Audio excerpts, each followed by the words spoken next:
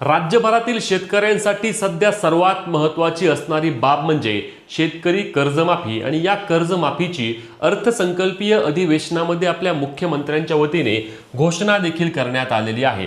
आणि या कर्जमाफीबाबत जी समिती अर्थातच परदेशी समिती जी स्थापन करण्यात आली होती त्या परदेशी समितीचा आता अभ्यास पूर्ण झालेला असून सरकारकडे आता अहवाल सादर केला जाणार आहे आणि हा अहवाल सादर झाल्यानंतर लगेचच शेतकरी कर्जमाफीबाबतचा GR येऊन याची प्रक्रिया सुरू होणार आहे। आता आपल्या कृषी मंत्र्यांनी सांगितल्याप्रमाणे जून महिना अर्थातच 30 जूनच्या आधी राज्यातील शेतकऱ्यांची कर्जमाफी होणार आहे। मग आता एप्रिल महिना आणि मे महिना या 2 महिन्यांमध्ये सर्व प्रक्रियेची अंमलबजावणी करून त्या ठिकाणी शेतकऱ्यांसाठी हा दिलासा दिला जाणार असल्याची माहिती मिळत आहे। परंतु या समितीच्या अहवालामध्ये या समितीला विचारलं काय होतं की वारंवार शेतकऱ्यांवर कर्ज का येत आहे किंवा कर्जबाजारी शेतकरी का होत आहेत यावर तोडगा काढण्यासाठी काय करावं लागणार आहे, कोणत्या अटी व कोणत्या निकषांचा समावेश करून त्या ठिकाणी शेतकऱ्यांसाठी कर्जमाफीची अंमलबजावणी करावी लागेल अशा विविध पद्धती किंवा विविध माहिती त्या ठिकाणी या समितीच्या वतीने घेण्यात आलेल्या आहेत। आणि त्यामुळेच आपल्या मुख्यमंत्र्यांनी आधीच सांगितलं होतं की जेव्हा हे समिती आम्हाला अहवाल सादर करेल त्या समितीच्या शिफारसीनुसार त्या ठिकाणी शेतकऱ्यांसाठीची ही कर्जमाफी या संदर्भातील शासन निर्णय अथवा GR येईल आणि त्या पद्धतीने याची अंमलबजावणी देखील केली जाणार आहे। तत्पूर्वीच अधिवेशनामध्ये मुख्यमंत्र्यांनी स्वतः घोषणा केल्यानुसार 2 लाखांपर्यंतची कर्जमाफी आणि त्यासोबतच जे रेग्युलर शेतकरी आहेत त्यांना 50,000 रुपयांपर्यंतचे अनुदान मिळणार। परंतु यामध्ये देखील महत्त्वाचा शब्द होता तो म्हणजे पात्र शेतकऱ्यांनाच, म्हणजेच की सरसकटचा कोणत्याही प्रकारचा उल्लेख यामध्ये करण्यात आलेला नाही। आणि म्हणूनच अनेक शेतकऱ्यांना प्रश्न आहेत की नक्की यामध्ये पात्रचा अर्थ काय, कोणते शेतकरी पात्र होणार, कोणत्या शेतकऱ्यांना कर्जमाफीसाठी यावेळी देखील मुकावे लागणार, सर्व सविस्तर माहिती आपण आजच्या व्हिडिओमध्ये जाणून घेणार आहोत। त्यामुळे व्हिडिओ शेवटपर्यंत पाहायचा आहे।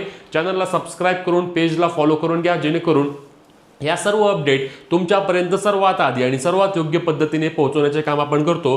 तर 35,000 कोटींची जी थकबाकी 34,700 च्या आसपास कोटी थकबाकी असणारी राज्यामध्ये आहे। आणि मग यावर सरकार काय घेतंय की ही 35,000 कोटींची कर्जमाफीची घोषणा सरकार करून त्या ठिकाणी शेतकऱ्यांना दिलासा देऊ शकतं का, याबाबत तुम्हाला काय वाटतं? तर चला आधी सर्वात महत्त्वाचे मुद्दे जे आहेत त्या मुद्द्यांमध्ये आपण माहिती घेऊया। आणि या दिवशी GR येणार कारण आता समिती सरकारला अहवाल सादर करणार आहे आणि समितीने अहवाल सादर केल्यानंतर लगेचच GR येणार आहे।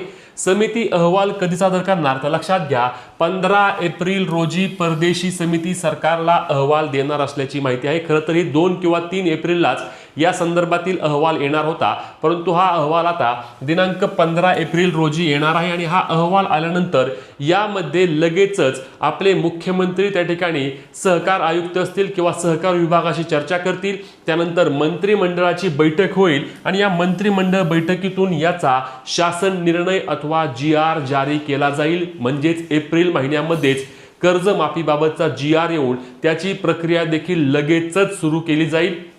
आता सरकारने काय केलं होतं लक्षात घ्या, कर्जमाफीसाठी सोसायट्या असतील, जिल्हा मध्यवर्ती बँका असतील, नॅशनलाइज बँका असतील किंवा आपल्या प्रायव्हेट बँका असतील, सर्व बँकांमधील जे थकबाकीदारांची माहिती होती ती माहिती मिळवली। त्यासोबत जे चालू बाकीदार आहेत जे रेग्युलर कर्ज भरतायत त्यांची देखील माहिती मागवली होती। ही सर्व माहिती या समितीकडे देखील होती आणि यांचा चारी बाजूने एक अभ्यास चालू होता की नक्की कशा पद्धतीने या कर्जमाफीची अंमलबजावणी करावी लागेल, कोणत्या शेतकऱ्यांना या कर्जमाफीचा लाभ द्यावा लागेल। यामध्ये लक्षात घ्या की आता आपल्या महसूल मंत्री चंद्रशेखर बावनकुळे यांच्याकडून मागील काही दिवसांपूर्वी शेतकऱ्यांना काही प्रमाणामध्ये कल्पना देण्यात आली आहे की ज्यांच्याकडे गाडी आहे, ज्यांच्याकडे बंगला आहे, जे धनदांडगे शेतकरी आहेत त्यांना या कर्जमाफीचा लाभ मिळणार नाही। अर्थातच ज्यांच्याकडे 4 चाकी वाहन असेल किंवा ज्यांच्याकडे एक चांगला बंगला असेल, राहायला घर असेल अशा शेतकऱ्यांना यावेळी कर्जमाफीपासून वंचित ठेवले जाऊ शकते। 2017 मध्ये कर्जमाफी झाली होती आणि 2017 प्रमाणेच अटींची यावेळी देखील शक्यता वर्तवली जात आहे। तेव्हा देखील मुख्यमंत्री देवेंद्रजी फडणवीस यांच्या मार्गदर्शनाखाली कर्जमाफीची अंमलबजावणी केली होती आणि तेव्हा 6.5 लाख शेतकरी यामध्ये वंचित राहिल्याची माहिती आहे। मग आता देखील यामधून शेतकरी वंचित राहण्याची शक्यता वर्तवली जात आहे कारण आता अशा पद्धतीने अटी किंवा निकषांची अंमलबजावणी जर सरकारने केली तर नक्कीच यामधून शेतकरी वंचित राहायला सुरुवात होणार आहे। हळूहळू शेतकऱ्यांची अपात्रतेची संख्या देखील वाढणार आहे कारण सध्या चारचाकी वाहन किंवा घर या एवढ्या मोठ्या गोष्टी राहिल्या नाहीत आणि या गोष्टींना किंवा या मूलभूत गरजांना आता सरकार जर त्या ठिकाणी म्हणतंय की घर असेल गाडी असेल तर तुम्हाला कर्जमाफी मिळणार नाही, तर यामध्ये अनेक शेतकरी वंचित राहण्याची देखील भीती वर्तवली जात आहे. खरं तर यावेळीच्या कर्जमाफीमध्ये 34-35 हजार कोटींचं जे बजेट होतं त्यानुसार सरकारने सरसकट शेतकऱ्यांची जर कर्जमाफी केली असती तर नक्कीच फायदा झाला असता, कारण मागील वर्षी आसमानी संकट शेतकऱ्यांवर मोठ्या प्रमाणावर ओढवलं गेलं होतं. आपण पाहिलं की राज्यातील सर्वच भागांमध्ये कर्जमाफी करायची गरज का होती की सर्वच भाग, असा कोणताही भाग राहिला नव्हता.